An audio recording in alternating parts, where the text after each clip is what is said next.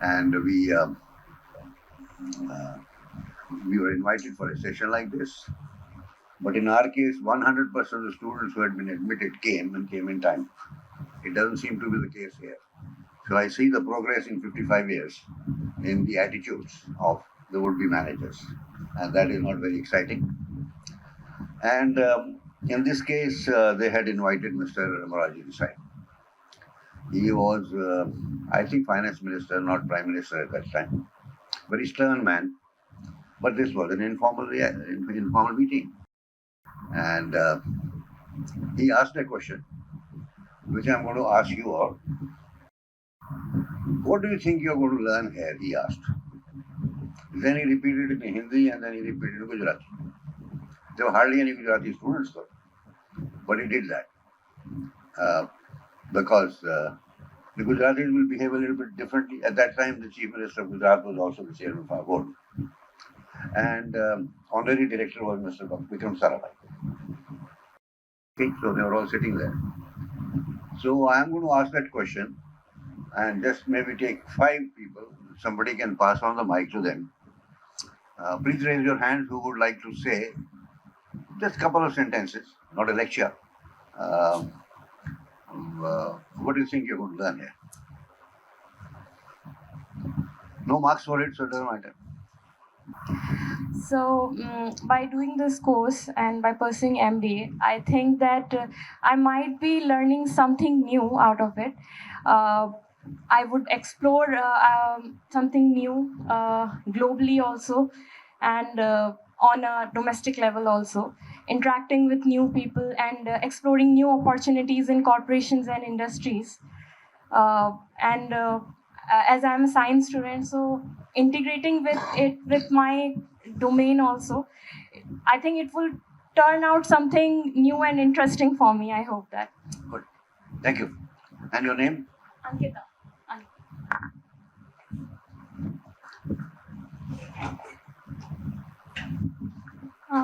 Firstly good morning sir.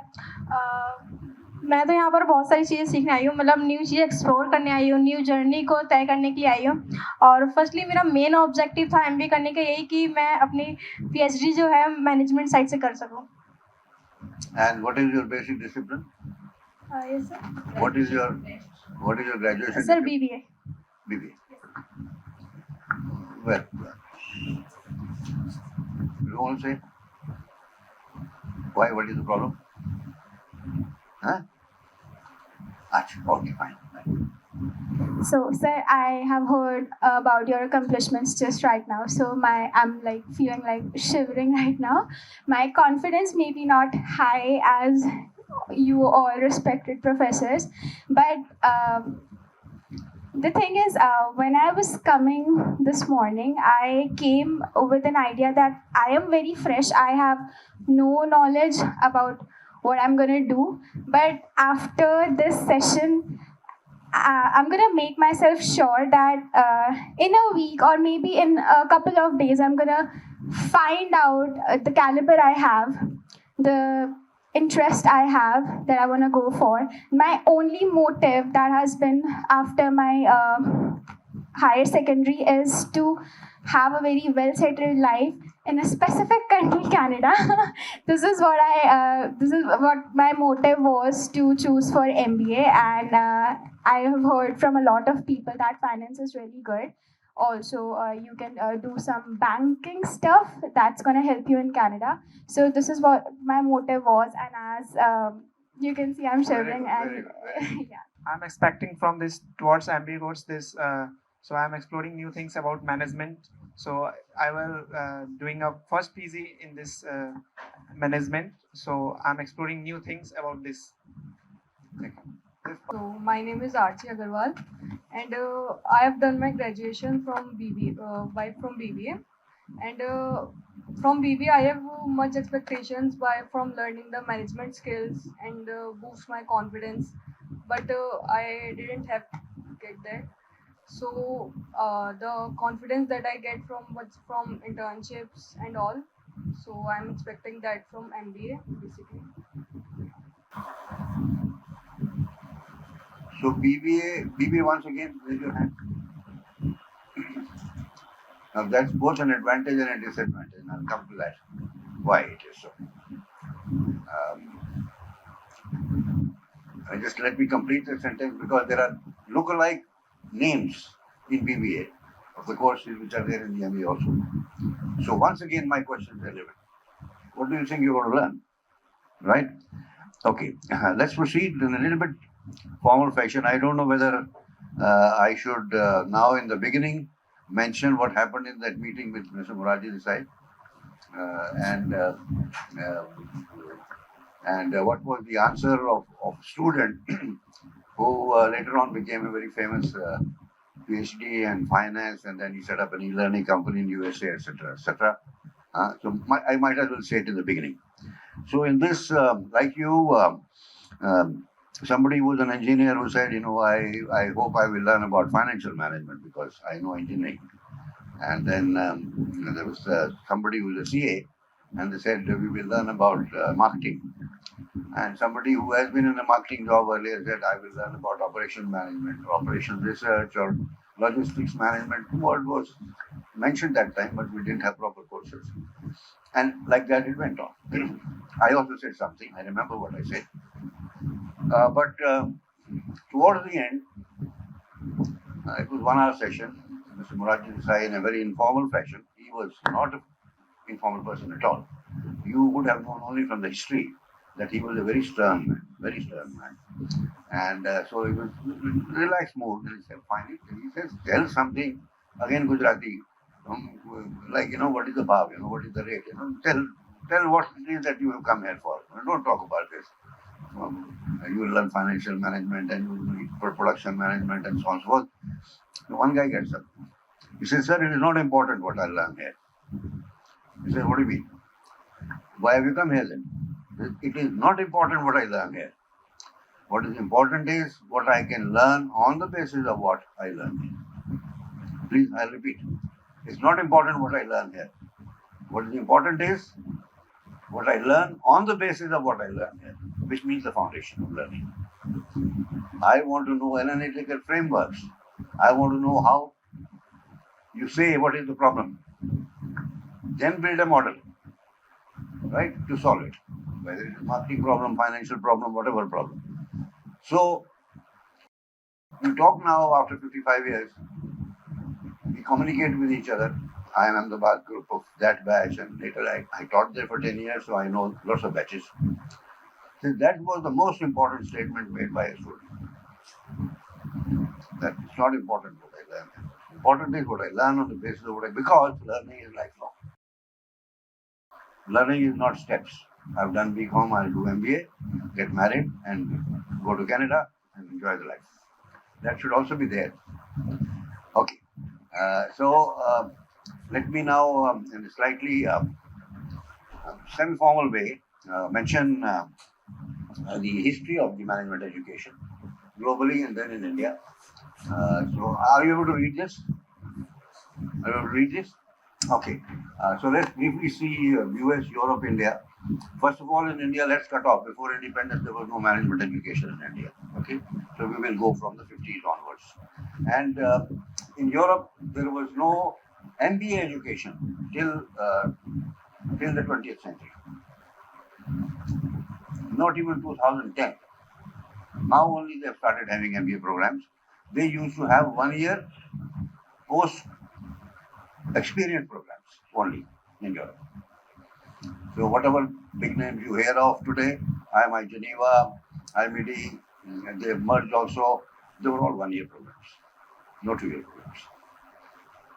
IMI India, in collaboration with Geneva, where I was the first program director in Delhi, did start with 1 year program. But then they also shifted to 2 year program. Okay. Now the details perhaps we don't go out in here because Harvard Business School and Wharton in University of Pennsylvania was the first one to start in 1857. That means our war of independence. And Harvard Business School a few years after that. Two with different approaches.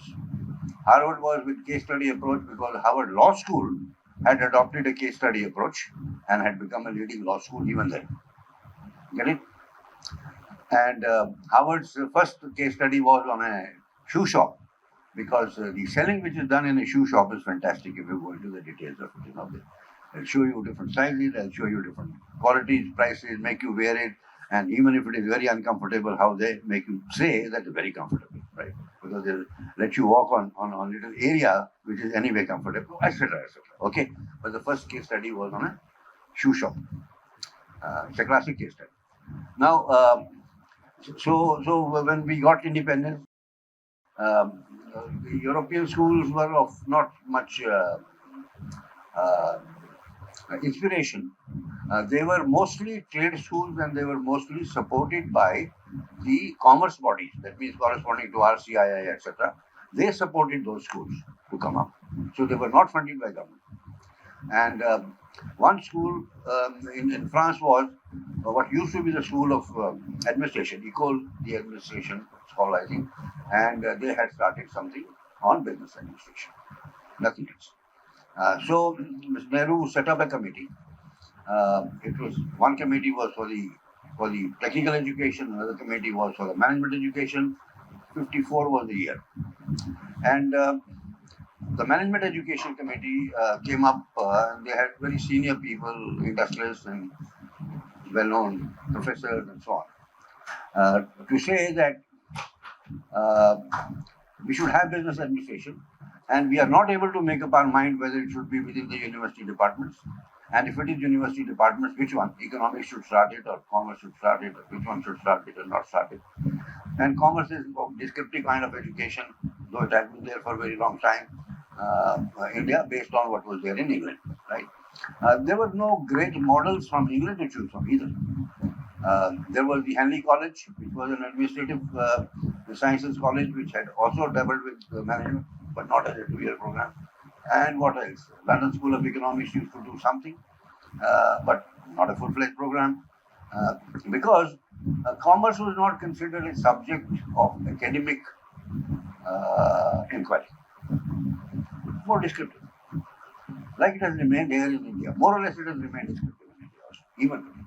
But since the load became too high of the commerce graduates, we are the only ones, I think, who produce that kind of commerce graduates in the world.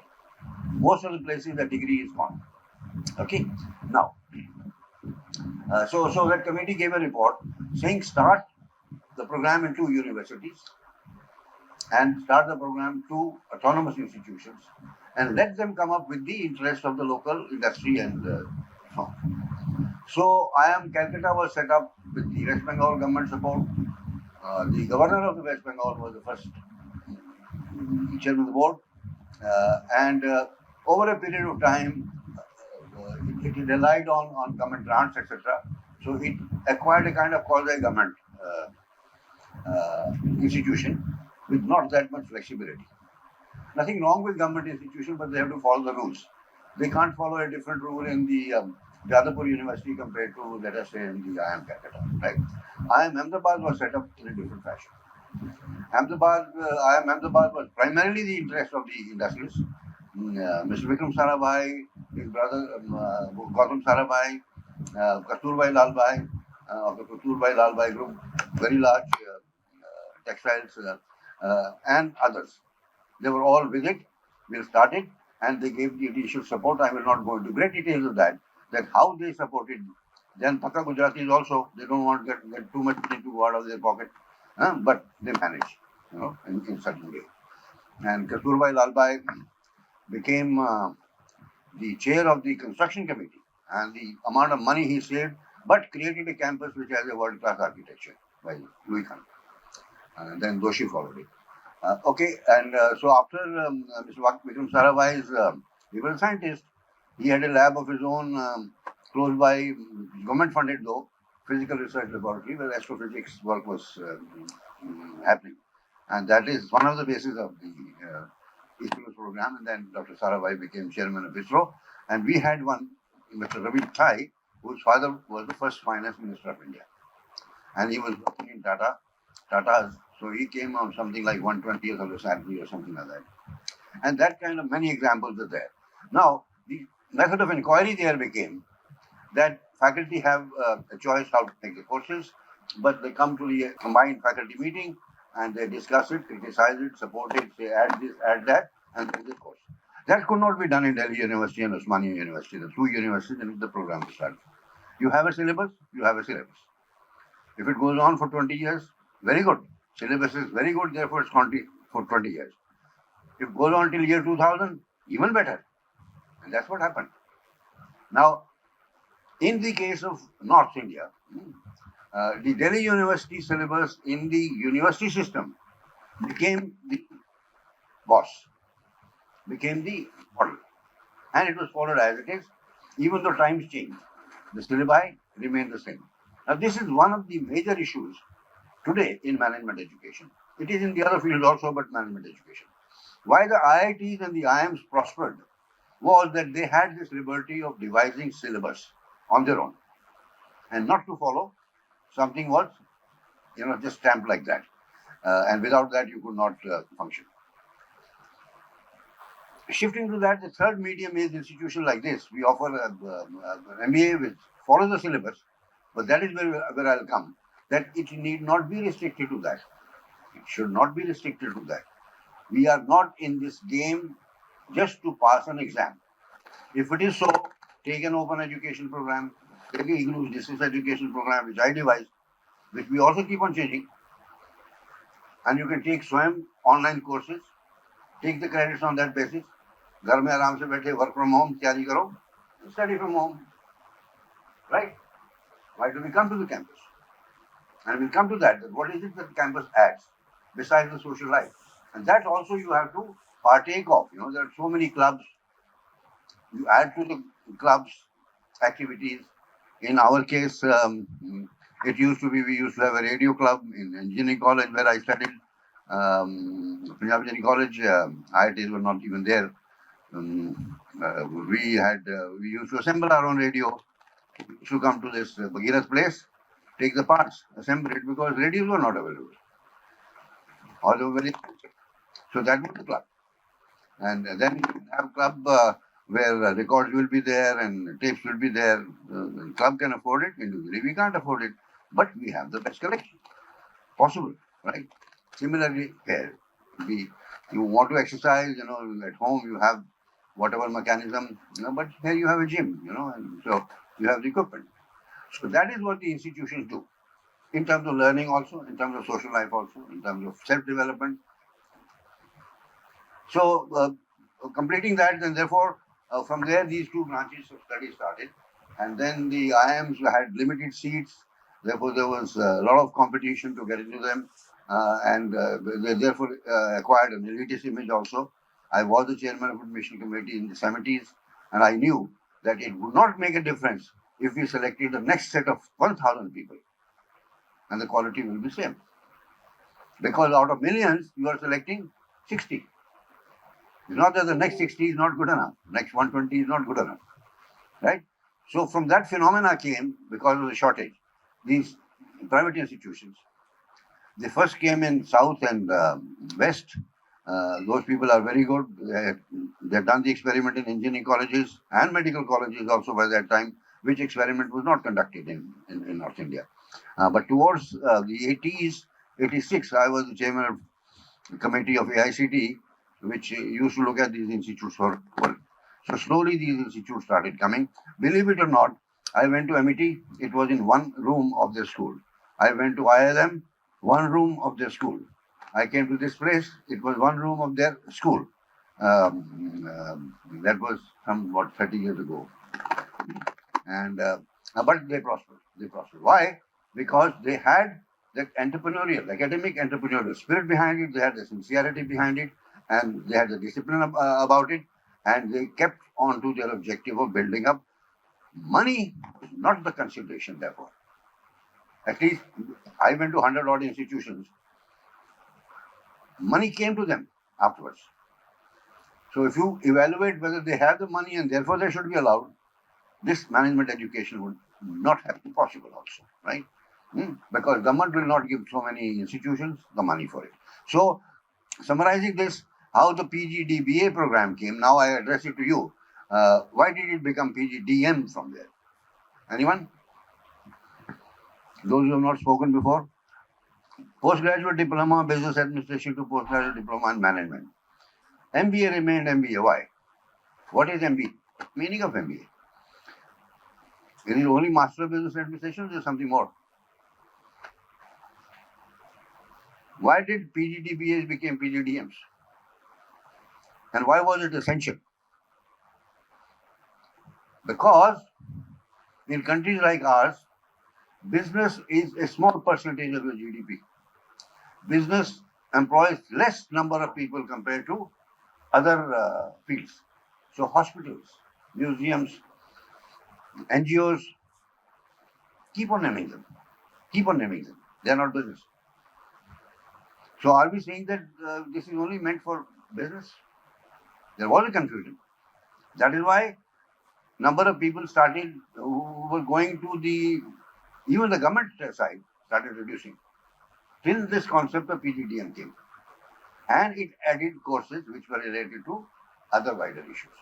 So remember, it is an MBA, but it includes other aspects of corporate life, other aspects of entrepreneurship, and so on. So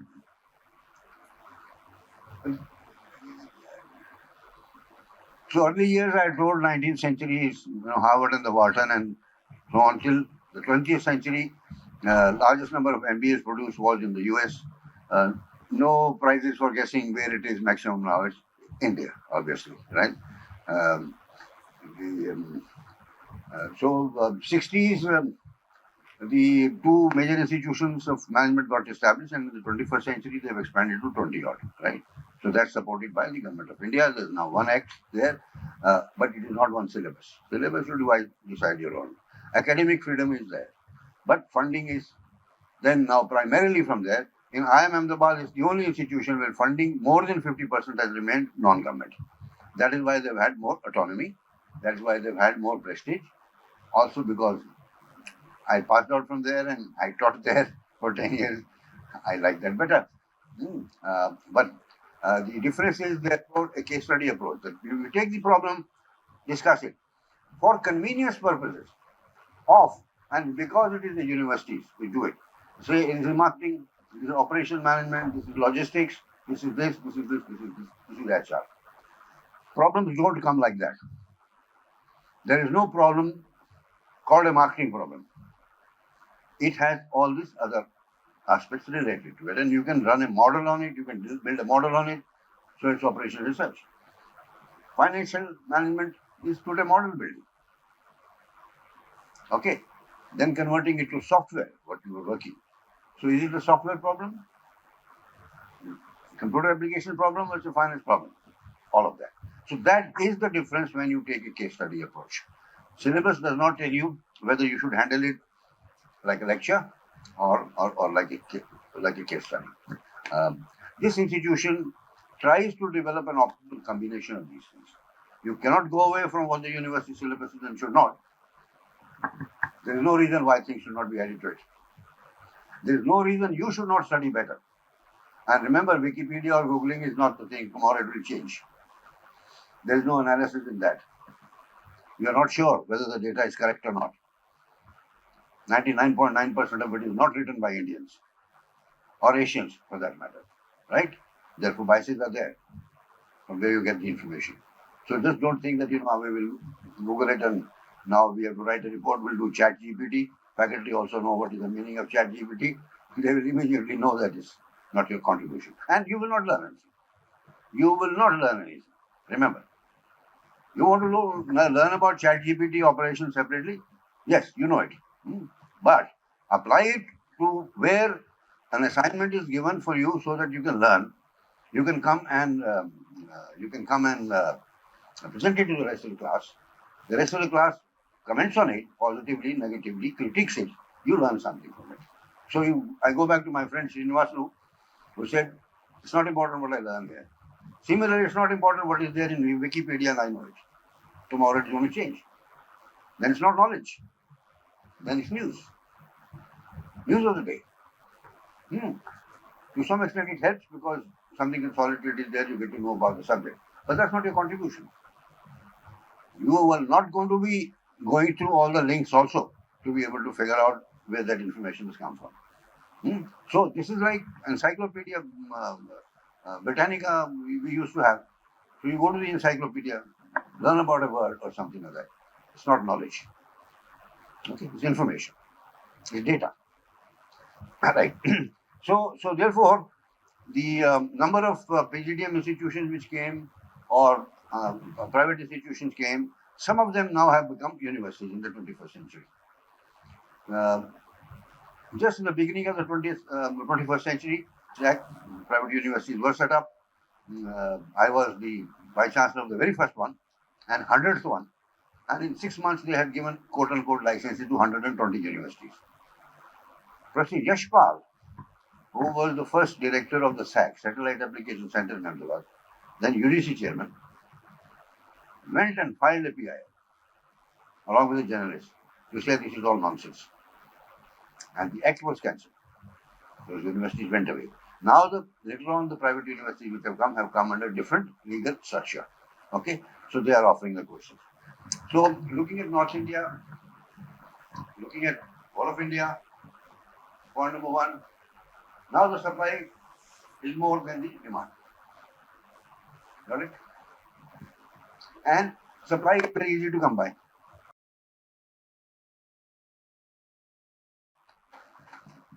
And so, therefore, your task is bigger, it's greater.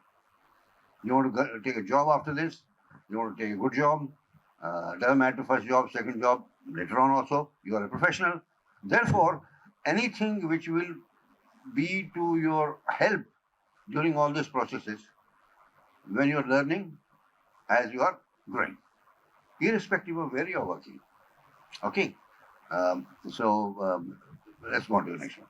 You are welcome to stop me in between and ask the question, whatever suggests to you. I am not formally connected with the institute, so don't worry about any questions asked. It's not going into your evaluation or something. So I explained that earlier. It was called business administration. Everybody realized that so many other fields of activity, and so it should be PGDM. And why the IIMs gave PGDMs and not MBAs? Because they were not set up by an act of parliament, like IITs, which was set up by an act of parliament. So they had no degree granting status.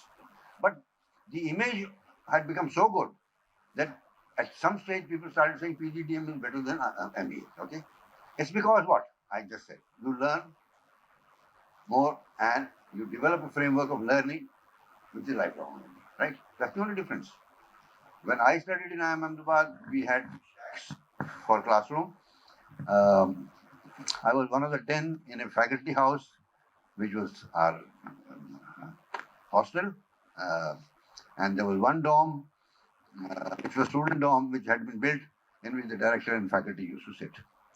So, in other words, infrastructure being fantastic, these days it is fantastic, right? But when the first 5-10 batches studied, the infrastructure was nothing. So infrastructure is not what makes the difference. It can add, but we interacted with Louis Kahn, the architect, and the Bharat Doshi, who was assistant at that time, and we interacted with Vikram Sarabhai, right? And if you really wanted to discuss with him, his main thing was, ऐसा है कि मैं बम्बई जा रहा हूँ कल, आयो साथ में बैठो डिस्कस करो. His PhD students used to go like this and discuss, because you never get 2 hours uninterrupted with a person of that kind, or any person for that matter, uninterrupted. Huh? These days, mobile, make sure that you get interrupted. So why not use it like that? So take a ticket, a PhD student would be on the line, right? In other words, learning can be done anywhere and everywhere, right? Huh? These days, the distractions are too much. So your job is even greater. Learning online also, if it is not paid for, there will be ads which will come and all that. So again, you have to discipline yourself.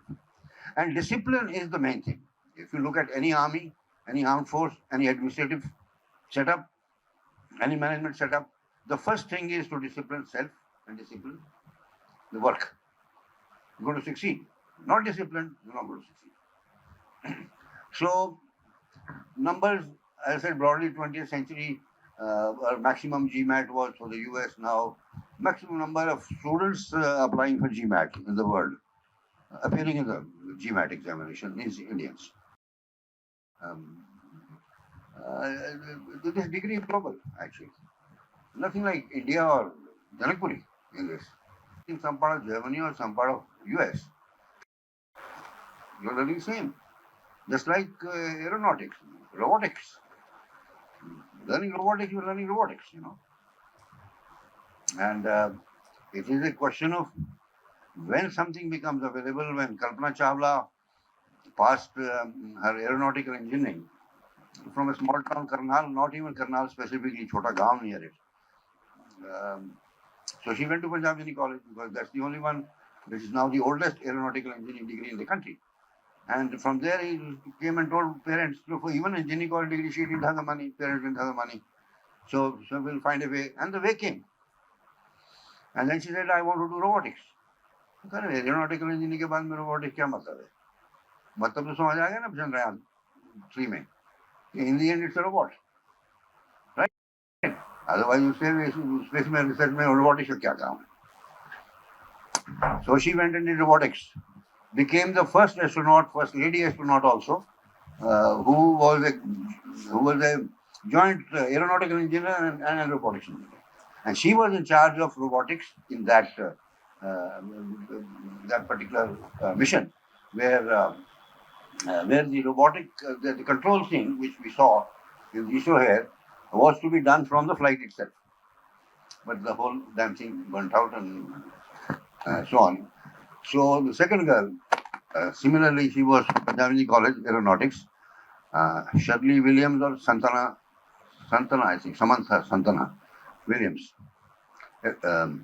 who became the astronaut. So imagine two girls from one have the record worldwide of two girls from any country. Any country. But that college. And that college, when it started aeronautical engineering, 64 batch. I'm 64 to 68 batch. I will just tell you the connection also here. That not a single one of them got a job in India. Not a single one of them. 30. And all of them landed at NASA. NASA needed engineers because some special mission was going to be there. They needed 3,000 engineers. They couldn't get it from USA or Canada or someplace like that. Sare ke sare wahan pe. So NASA today is full of Indian engineers. And therefore NASA ended up having two girls from there, one college. Right? Both of them who made a record. And two girls from one country. Kalpana was not married. Shirley was married.